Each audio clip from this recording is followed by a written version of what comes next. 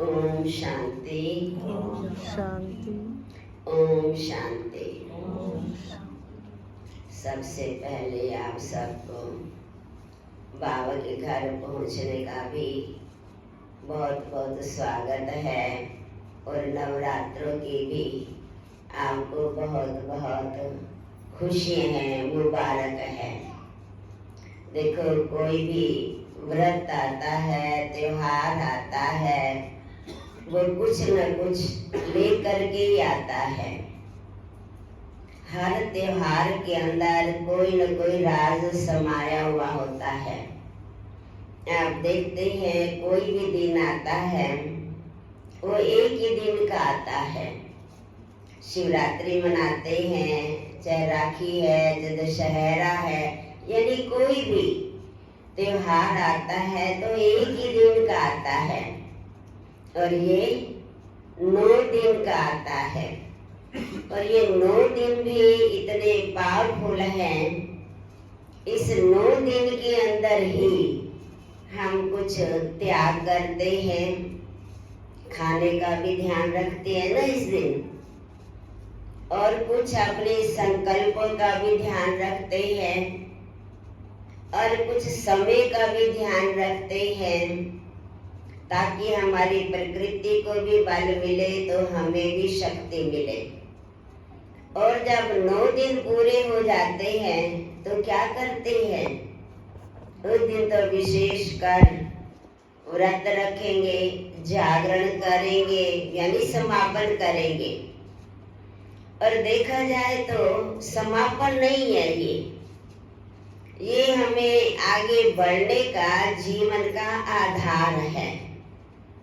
हम 8-9 दिन तक इसको पूरा ना करें, हम खुद देवियां और देव बन करके हम हर रोज व्रत रखें।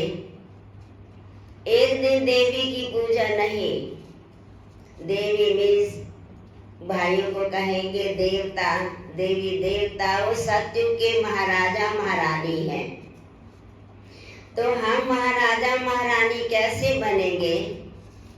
हमारे जीवन के अंदर वो पवित्रता, मुझे याद आता है जब हम लोग के घर में भी थे, अपने भाई को देखते थे कि वो 9 दिन धरती पर ही सोते थे, बेड पर नहीं।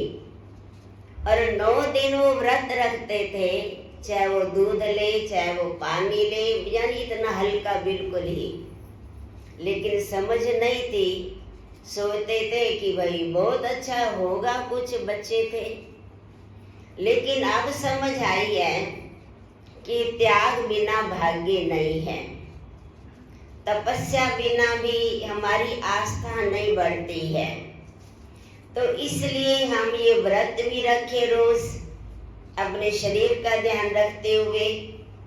आजकल वैसे डॉक्टर्स भी कहने लग गए हैं कि कम खाना चाहिए, लेकिन कम खाएं परंतु स्वस्थ रहे, शरीर को तो चलाना ही है ना। और दूसरा ये है, जितना हो सके हम अपने संकल्पों के अंदर शुद्धता व पवित्रता लाएं। जैसे कि हम देवियों को गुण गाते हैं, देवियों की इतने अच्छे गीत है, नशा चढ़ जाता है। जैसे अभी जैसे हाथ पांव से नाचना शुरू कर दे, इतना नशा चढ़ जाता है। तो ये नशा भी कई बार टेम्परेरी है, सिर्फ थोड़ी देर का। लेकिन हम उस नशे में रहे जिस आधार पर आज देवियों की पूजा हो रही है, और वो भी हमें चेतन में देवियां बन करके उन देवियों को, जो हम जड़ मूर्तियों की पूजा कर रहे हैं, उनको भी हम अपने जीवन के अंदर फॉलो करें। जितना फॉलो करते जाएंगे उतना हमारा जीवन का कल्याण होगा, सुख शांति और समृद्धि भी आएगी। तो हम ऐसे हर रोज 9 दिन, तो ये विशेष कर हम अपने पर ध्यान दें, कोई हमारा इधर उधर का संकल्प भी ना आए, कोई हमारी ऐसी चलन ना हो जिससे कोई दुखी भी हो जाए नहीं।